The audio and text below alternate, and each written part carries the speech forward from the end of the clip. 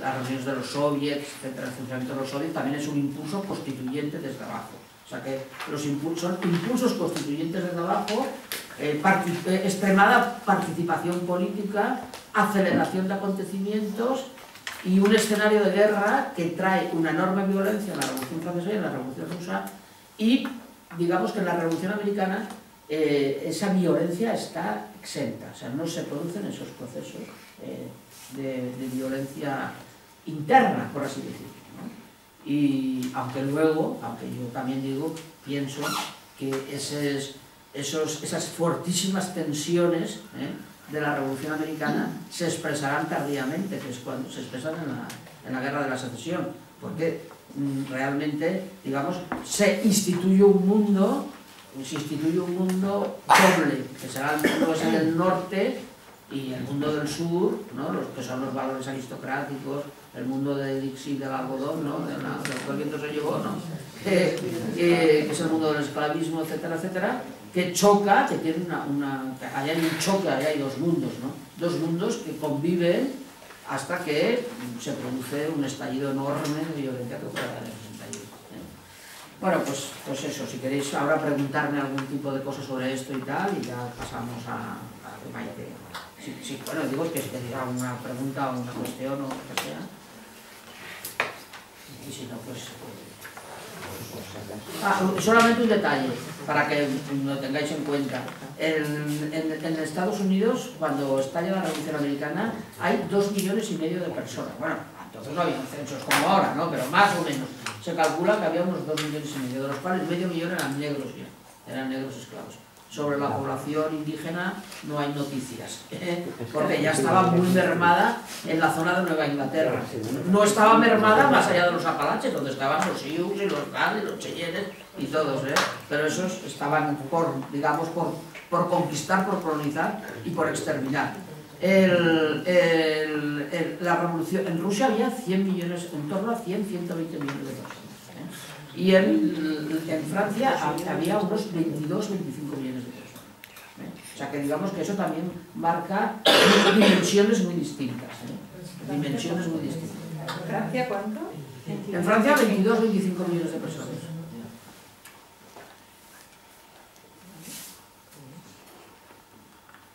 Lo digo porque da también una dimensión, ¿no? De la...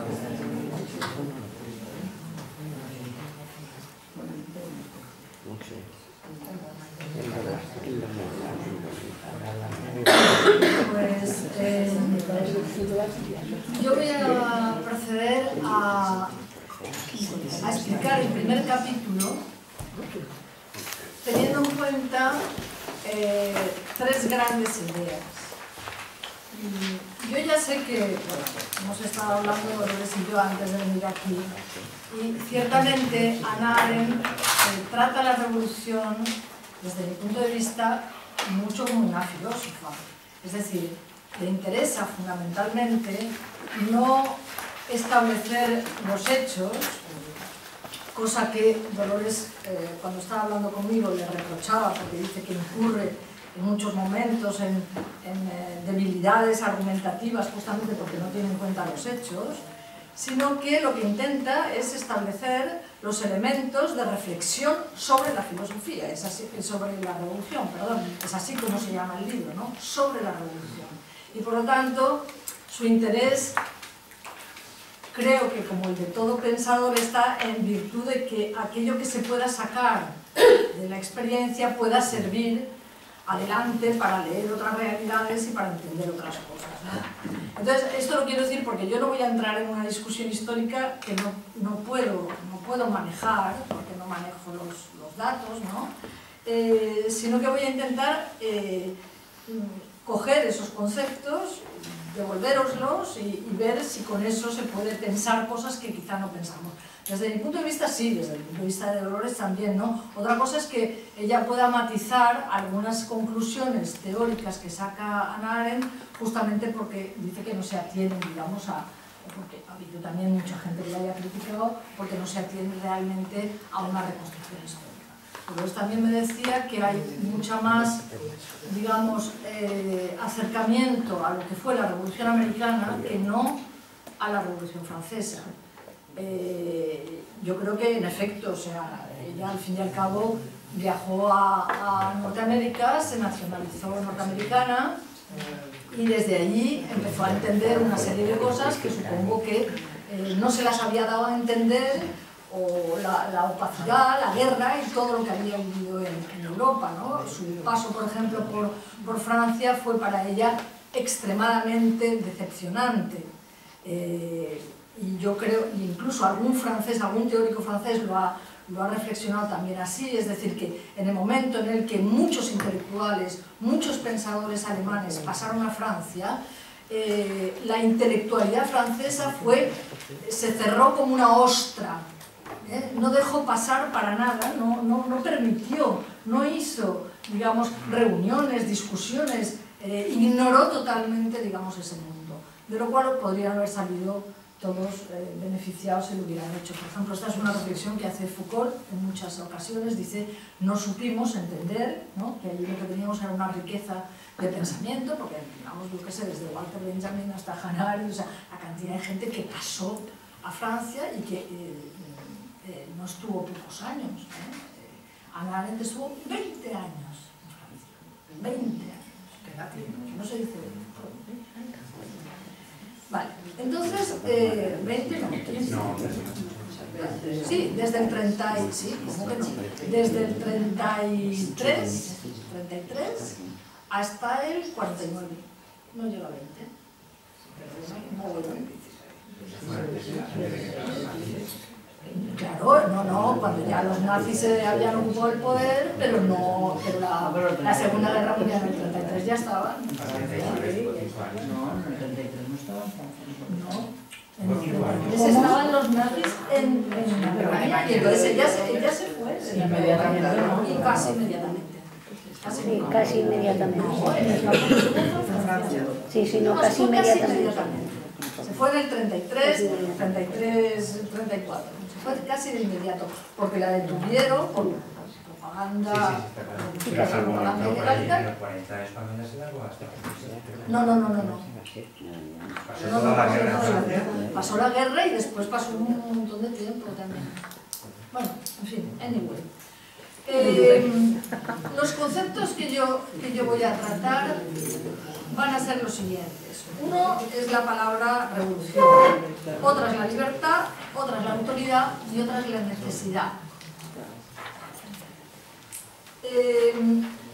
A Hannah Arendt siempre le interesa, cuando está empezando a reflexionar sobre algo, hacer una especie de indagación filológica, por así decirlo, ¿no? A través de las palabras piensa que a veces las palabras encierran ciertos núcleos de saber que bastaría con descongelarlos para que nos acercáramos más al sentido originario, ¿no? Con la palabra revolución sucede algo particular, ¿no?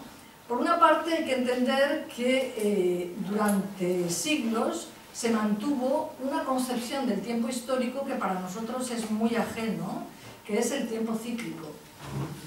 Y se pensaba que efectivamente, o sea, los reinos tenían, digamos, una especie de ciclo por el cual llegaban a su cenit, después decaían, después remontaban, etcétera, etcétera. El tiempo lineal, según Hannah Arendt, lo introdujo el cristianismo, claramente, puesto que situó, digamos, un momento a partir del cual hay un antes y hay un después, no hay un ciclo, ¿no? Pero fundamentalmente lo que le interesa es centrarse en Maquiavelo. Maquiavelo, para Hannah Arendt, es un elemento importante porque ella piensa que es quizá el primer pensador político que ha habido en Occidente, el primer filósofo político.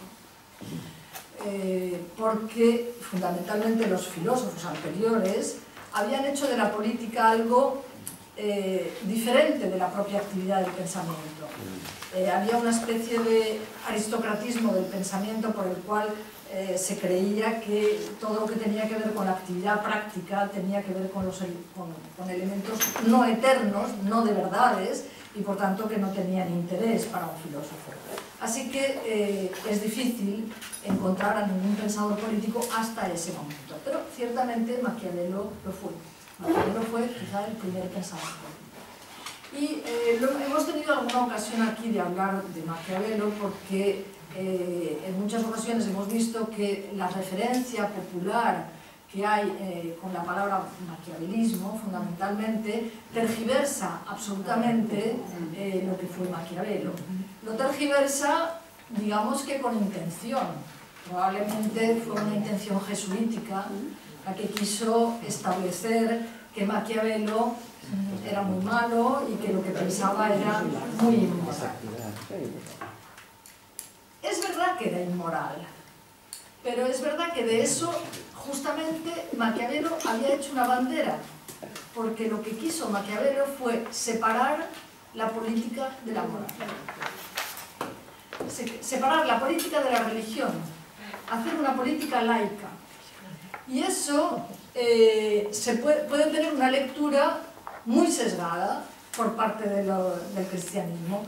Lo que Maquiavelo pensaba era que dirigir un país, gobernar, ser un gobernante de un país, de una ciudad, de lo que sea, es algo que no puede hacerse atendiendo a principios de carácter religioso, por tanto de moral religiosa, sino que había que hacerlo atendiendo a criterios de principios políticos. Y que, por tanto, no se podía pensar que un gobernante tenía que tener las virtudes propias de lo que el cristianismo establecía que era bueno. De manera que si la bondad es generosidad o es perdón, pues yo qué sé, ser un gobernante bueno sería perdonar, pues yo qué sé, todas las fechorías, todas las corruptelas y todas las cosas que se nos antojaran, justamente porque estaría en el orden, digamos, del comportamiento virtuoso. Claro, esa lectura sesgada era fundamentalmente porque lo que estaba señalando Maquiavelo es que había que separar el poder político del poder religioso y que por tanto alguna de estas frases que siempre cuando se descontextualizan suenan muy brutales, pues lo que decía Maquiavelo es hay que aprender a ser malo. Yo creo que la lectura que tenemos que hacer es la lectura que ha hecho Hannah Arendt, pero pensad que también es la lectura que hizo Gramsci de Maquiavelo. Hay que aprender a ser laico. Y eso es completamente diferente de hay que aprender a ser malo. Y no es tan fácil, es decir, no es tan fácil porque ciertamente la política está absolutamente llena de conceptos y de sentimientos de carácter moral. Yo creo que eso se nota incluso en las discusiones políticas a las que podemos asistir incluso en la actualidad. El otro día me chocó una frase de Pablo Iglesias, que le cito porque me parece que le da un sentido totalmente maquiavélico a la palabra laica. Dijo que frente a la posición de la monarquía actualmente, y sobre todo a raíz de lo que hizo a partir del conflicto catalán, había que intentar llevar a cabo una defensa laica de la República. Fijaros que una defensa laica de la República significa que a la República no hay que defenderla como un tótem sagrado, no hay que volverse a ella como si estuviéramos restableciendo algo que pasó y que hemos perdido y que tenemos derecho a ello, etc., sino que hay que ponerse de manera no sacra ante la República, no moral, no es una restitución moral, es una posición política, y esa posición política es laica. Por tanto, no se trata de recuperar, a lo mejor, digo yo, ni banderas, ni cantos, ni nada por el estilo, sino que a lo mejor, esto ya es un paso que doy yo, sino que a lo mejor se trata de decir que es otra cosa, y que esa otra cosa no tiene por qué rendir, digamos, una sacralidad a lo que ya fue. La Tercera República no tendría por qué rendir eso. En todo caso, defensa laica de la República me gustó porque me sonó totalmente Maquiavelo. Así que Hannah Arendt piensa que efectivamente Maquiavelo no utilizó la palabra revolución, sino que habló de la mutación de las cosas pero que en su defensa de la laicidad ya propuso, digamos, un terreno propicio para pensar qué es la revolución, porque la revolución necesariamente va a ser laica, ¿no? Va a ser la institución de un territorio político que no es moral. Es cierto que la palabra revolución, dice ella, se utilizó en el campo astronómico, pero ahí hay una cosa curiosa, ¿no?, en cuanto a la utilización de la palabra, y es que en la astronomía, la revolución, por ejemplo, de la que habla Copérnico, es designa el movimiento regular de los astros. O sea, nada que tenga que ver con una novedad, nada que tenga que ver con algo que se cambia radicalmente, sino que algo que es regular, algo que el propio movimiento restaura. Y ella dice que curiosamente la palabra revolución ni siquiera fue adoptada inicialmente por los propios que hoy llamamos revolucionarios, y que Tomás Paine llegó a decir, por ejemplo, que ellos eran antirrevolucionarios, contrarrevolucionarios, indicando por ello que no estaban por restaurar nada, porque en la idea de la revolución estaba la idea de que había una especie de restauración, de vuelta al origen o de restitución, ¿no? Y que entonces, por lo tanto, digamos, esa palabra a oídos de un revolucionario le sonaba absolutamente extraña. Quizá, dice ella, que de donde finalmente la palabra revolución adquirió su sentido fue a partir de lo que en el campo de la ciencia se ha llamado revolución científica. Ciertamente, una revolución científica que fue anterior a las revoluciones de 2 siglos. Por lo tanto, se habló claramente de revolución científica en el terreno de las ciencias, pero tardó 2 siglos en pasar. Bien, en cualquier caso, esto era con respecto a la palabra revolución. Hay una frase bonita de Robespierre, ¿no?, que dice, eso dice, hace 2 siglos que se instaló la revolución en los procesos científicos, morales que pasan al terreno de lo político. Bien, la segunda consideración la quería hacer con la oposición que hace Hannah Arendt entre liberación y libertad. Hay muchas cosas que decir de la relación que mantienen estas dos cuestiones según Hannah Arendt. Una es que se trata como de 2 etapas, piensa ella, o que en cuanto a lo que está hablando la Revolución Francesa y la Revolución Americana, se trataría de 2 etapas. La primera etapa sería una etapa de liberación, la segunda etapa sería una etapa de libertad. Incluso dice que la violencia está más cerca del lado de liberación que no del lado de la libertad. Porque es en el momento en el que, digamos, hay un proceso de negación de lo que hay, cuando esa negación puede comportar una cierta violencia o mucha violencia, ¿no? Y ciertamente la liberación tiene esa carga negativa, ¿no? Tiene esa carga de desobediencia, tiene esa carga de contra algo, ¿no? Pero no hay que confundir los procesos de liberación con la revolución. Y muchas veces los propios revolucionarios la confundieron porque transitaron de la una a la otra, porque se movieron primero en un terreno de liberación y acabaron en un terreno de la libertad. ¿Qué quiere decir esto? Quiere decir que cuando se procede a un movimiento de liberación, según Hannah Arendt, no forzosamente se interpela o se quiere cambiar la autoridad.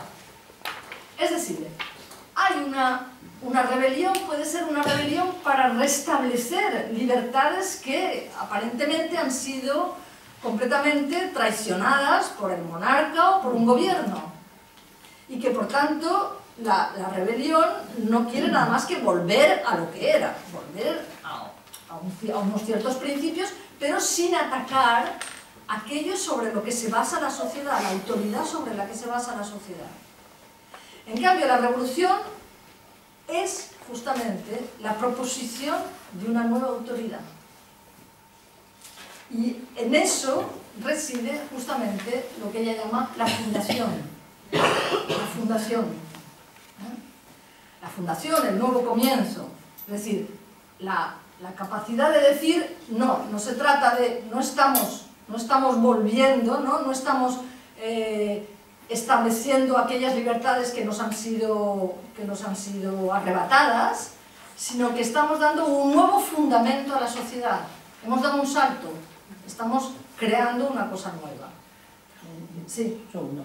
Bueno, es que eso precisamente es justo ese paso de la liberación a, digamos, del proceso de liberación revuelta, también dijimos la historia, ¿no? En la expresión de Camus, ¿no? A la revolución, es justo ese paso que se da a la Revolución Americana. La Revolución Americana es una restauración, empieza como una restauración. De hecho, casi todos los procesos revolucionarios empiezan como procesos de restauración. Es muy interesante, porque los coloniales, ¿no? los rebeldes americanos que quemaron el té y todo eso, querían restaurar el viejo orden de la monarquía parlamentaria inglesa. Ellos querían las libertades que existían en Inglaterra después de la Revolución Gloriosa del 88, de todo el proceso revolucionario inglés. Ellos se reclamaban de eso, por lo tanto buscaban un intento de restauración. En ese sentido dice Paine, nosotros somos nosotros también somos restauradores, ¿no? Restauradores de la libertad. Y en este sentido hay que hacer una mención, por ejemplo, a lo que pasa actualmente, ¿no? Actualmente los discursos, digamos, los discursos, por ejemplo, de Podemos o de otros movimientos de este tipo, ¿no? ¿Qué están pidiendo? La restauración del estado de bienestar. O sea, están pidiendo la restauración, de alguna manera, de los derechos, no del estado de bienestar como tal, sino de los derechos que se han perdido. O sea, que siempre hay un deseo de restaurar un viejo orden que no era mal, que un viejo orden no porque fuera viejo, sino porque ese orden reflejaba una serie de derechos y privilegios, ¿no? O de libertades, ¿no? Pero cuando se habla de proceso constituyente, se está diciendo ya que no es esa restauración, ese es el paso. Otra cosa es el paso. Bien, entonces, esa segunda etapa sería la etapa de la libertad. Es fundamental, si queremos utilizar el lenguaje de Hannah Arendt, que no confundamos liberación con libertad. Recordadlo, ya el otro día lo dije, pero si ahora habéis podido mirar el primer capítulo lo habréis visto. Porque cuando se habla de liberación y se habla de recuperar, por ejemplo, yo qué sé, las libertades políticas son la condición que permitiría la fundación de una nueva libertad. Pero esas libertades políticas no es la libertad.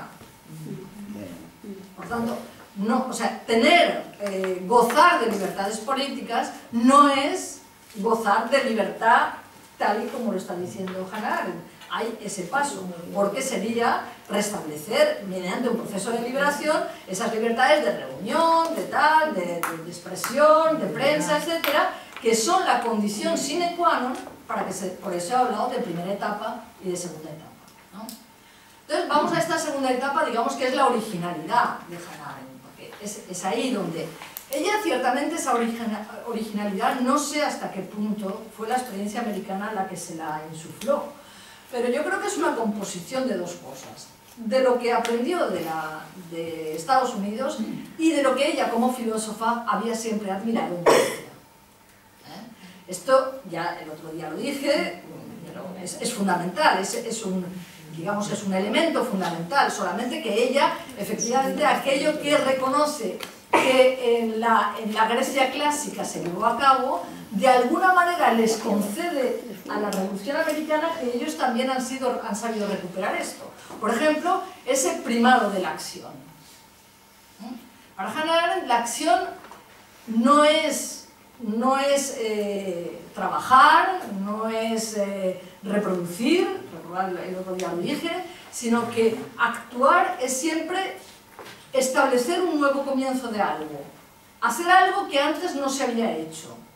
Con nuevo comienzo se quiere decir